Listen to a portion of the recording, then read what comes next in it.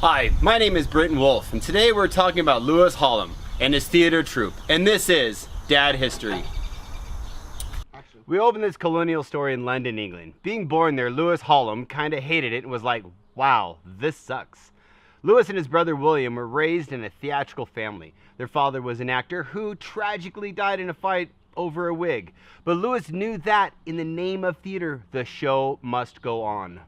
Now, everyone in Europe didn't quite get what Lewis and his theatrical troupe was trying to accomplish. People were saying all sorts of stuff. Wait, what's going on? Is this the part where I laugh? Do we even laugh? Yeah, this isn't funny. Their shows weren't popular. On top of that, Lewis couldn't get famous in England because his brother William had a terrible boss. Nay, I hate you. Get me this. No, don't do that. Imbecile. All of their shows consisted of bad Shakespeare due to faulty direction. Oh, Romeo, Romeo, wherefore art thou Romeo? Deny thy father and be or be not to be, blah, blah, blah. Get off the stage. You suck. So the brothers didn't know what to do until Lewis had an idea. Hey, William, we should go to those colonies that's pretty that exist now. I'm sorry. William disagreed. They argued for a while, but they were actually asked by the governor of New York at the time to come over. So they decided to go. All they needed was money and public support to make that voyage. So Lewis wrote a letter to the fellow Europeans saying, hey guys, so pretty much y'all suck, so I'm gonna leave and make other people happy because you're a bunch of poo faces. But I kind of need your support and money because there's 500 miles of just water. So yeah, thanks, Lewis out. So finally, 6 to 9 weeks later, the most boring voyage ever with nothing to do besides playing games like checkers or charades or Monopoly or something. Wait, did they even have Monopoly back then? People were super stoked to have all these guys show up and jumping for joy, but not really. When they arrived, Lewis told the locals, what up, dudes? I'm here. I'm not queer. Let us make you laugh. Ha ha. And they built New York's first theater, the staple that led to Broadway. But surprise, surprise, some people were not happy about Lewis and William's arrival, thinking that you're an instrument of the devil. People who opposed the theater religiously acting was a form of the devil. It got so bad that the police became involved, telling them, guys, people are like not happy and this is bad guy stuff you're doing. They're saying you're the devil and you should probably stop. But they didn't stop. The theatrical troupe kept putting on shows weekly, getting bored of New York. Lewis says, you guys, I'm so done with this place. Let's go somewhere else. New York is a bummer. And they all traveled to Philadelphia, where they went to Jamaica. But tragedy struck when Lewis Hallam became really sick because he probably ate something bad. But his wife, Sarah Hallam, was like, bad, like, wow, this sucks. And suddenly, Lewis just died. But it's okay because she married a man named David Douglas, who also had his own theater company. The two had a son, Lewis Jr., who continued the legacy. Now, Miss Hallam has combined both husbands' companies into one, calling it the American Company. It signified the fact that most theater troupes couldn't cooperate with each other. Sarah helped run the company and produce the shows. She was a female icon at the time, showing that a female can help run a successful theater company, paving way for other female actresses to be confident enough in themselves to act, to lead, to create playwrights, and all tribute to Lewis and for her own love of theater.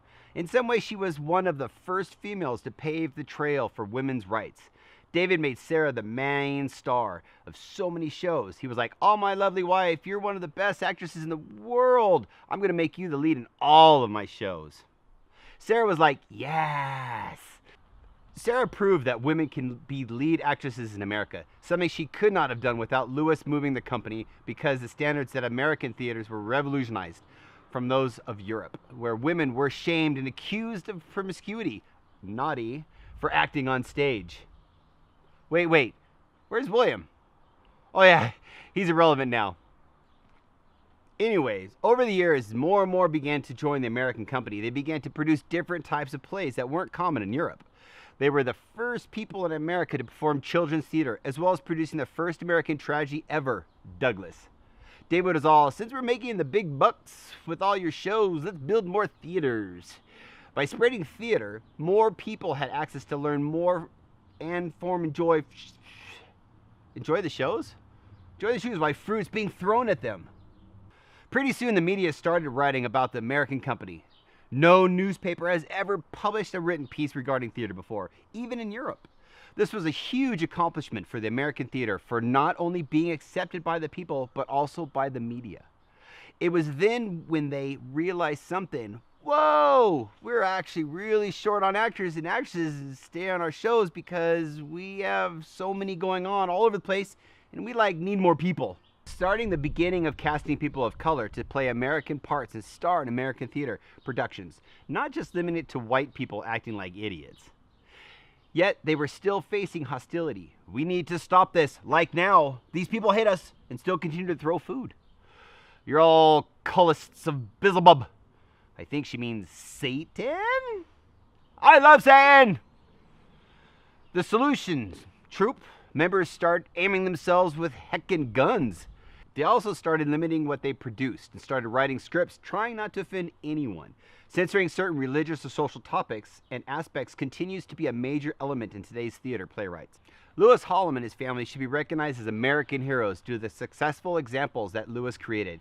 His examples inspired his wife to continue the legacy. Lewis Hallam's original fight to extend theater beyond Europe bred an example that is still relevant today. Theater is still fought for in schools, and efforts are not lost because of the determination by Lewis. He possessed the courage to make the initial move of bringing theater to what it now the United States, making genres of theater more appealing to the public.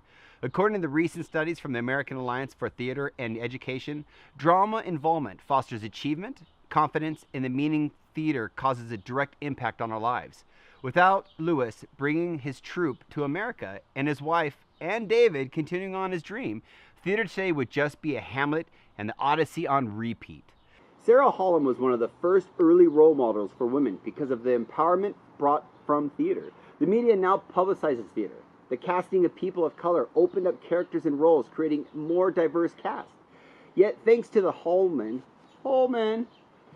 we would never have Broadway or American tragedies. Without them, there would be no theater in America, and that would be suck. Really? This is so bad. Okay, guys, this is some bad stuff that you guys are doing. This is bad stuff. God damn it. There was an actor who tragically died in a fight over a wig. But Lewis I can't hear it. That led to Broadway. But surprise, surprise! Wait, I don't know why I went. We're not happy about it. Oh my god.